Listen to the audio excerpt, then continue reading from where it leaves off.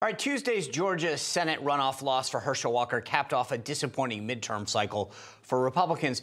But one of the few bright spots for the GOP was in deep blue New York, where Republicans picked up 3 House seats and held on to an open seat. 2 of the candidates who helped make that happen join us now, New York Congressman-elects Mike Lawler and Nick LaLota. Gentlemen, good to see you both. Thanks for having me. Hi, how are you? Good. Mike, I want to start with you. We heard a lot about what went wrong with Republicans throughout the country, but it was a different story in New York. You beat the chairman of the Democratic Congressional Campaign Committee, Sean Patrick Maloney. Why were you successful in New York? What did you guys do differently in New York that maybe didn't play in the rest of the country? Well, I think there were a number of factors, Sean. Number one, redistricting. We got a fair map in New York. Sean Maloney and the Democrats tried to gerrymander Republicans down to 4 seats. But the courts intervened and drew a fair map. And so we're going to be sending 11 Republicans down to Washington, the most in over 20 years. In addition, this was the first time that Democrats controlled everything in Washington, Albany, and New York City for the first time in our nation's history. And I think voters wanted to see balance and common sense restored to every level of government. And finally, Lee Zeldin ran a great race. He was a strong top of the ticket. And we had a unified message. All of our campaigns were hammering inflation and crime. And those were the top 2 issues for voters. And Lee Zeldin helped, I think, in every one of our races, help get us across the finish line. Yeah, let's talk about Lee Zeldin, Nick, because you took the seat that was left open when Lee Zeldin ran for governor. And he made it very clear that he was successful because he offered a positive vision and agenda, opposed to other people who were going against Biden and Democrats. Is that a strategy you think was successful as well in your campaign? Listen, the top of the ticket absolutely matters, and it mattered a heck of a lot in New York, where, like Mike alluded to, we flipped 6 Biden seats. 6 districts that Biden himself won in 2020, a New York Republican won for Congress in 2022. Part of that formula was having a strong top of the ticket, an Army veteran, a fiscal conservative, a family man who ensured that we stayed focused in our campaign. He drove out a lot of volunteers. There was a lot of energy for us down ballot. I estimate that he gave each one of us at least 5 points to our race to ensure that we were successful, and we were. We're not only sending 11 altogether to New York, 7 of us are freshmen from 6 tough districts. We're going to have to defend 2 years from now, and the top of the ticket absolutely matters.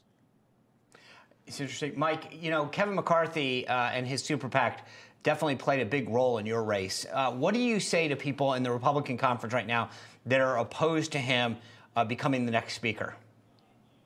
Well, I think it is a complete distraction. I am fully supporting Kevin McCarthy. And as I've said, I will only be voting for Kevin McCarthy. I think he has earned the right to represent our conference as our speaker designee and earn the right to be speaker come January 3rd. He has the overwhelming support of the conference. Everybody was given the opportunity to be heard. Those who wanted to seek the designation to put their name forward. And he received 85% of the vote. The bottom line here was this. We got elected to stop Joe Biden's agenda dead in its tracks, to pass our agenda, the commitment to America. And voters wanted to restore balance and common sense. Every day wasted here, fighting amongst ourselves, is a day that Joe Biden and the Democrats win. So my message to my colleagues is cut the crap and let's get to work on January 3rd. And let's support Kevin McCarthy. He's earned that support. Nick, do you agree? Does Kevin McCarthy have your vote in January? Yeah, he absolutely has my vote in January, and here's why. I campaigned on the commitment to America. I campaigned on a stronger economy, a safer nation, having more of our freedoms, and holding our government leaders accountable. Kevin McCarthy is the personification of that commitment to America. He traveled the country into my district and many others, supporting candidates like me to ensure that we had the opportunity to present our agenda in Congress in January, a coherent, focused one, the one that Long Islanders, New Yorkers, and all Americans can help benefit from. He's had and laid out that clear path, that clear vision. That's why I'm supporting Kevin McCarthy for Speaker. Mike, we're talking about the agenda and the commitment to America. You obviously beat the chairman of the Democratic Congressional Campaign Committee, meaning that's a district that's clearly a swing district at best. What do you think are your priorities going into this Congress? What do they need to achieve to help you get reelected? Well, no question. This is a district Joe Biden won by 10 points. It's a D+3 on the Cook PVI ratings. But voters elected me because I had a very clear message. I was focused on the issues of affordability, on public safety, on parental rights when it comes to their children's education, on securing our border and stopping the massive inflow of fentanyl, and increasing domestic production of energy. Those were the issues I ran on. That's what I won on. And I think all 222 of us can be very successful if that's what we govern on.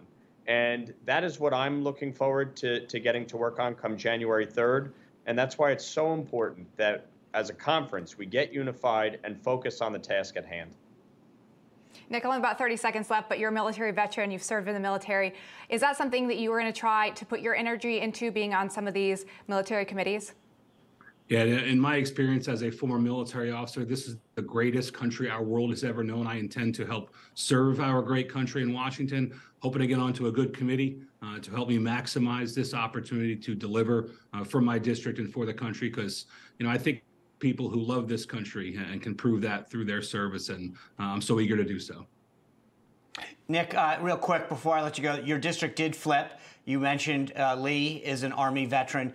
You're a Naval Academy graduate. Big game Saturday. Tell me what we can expect.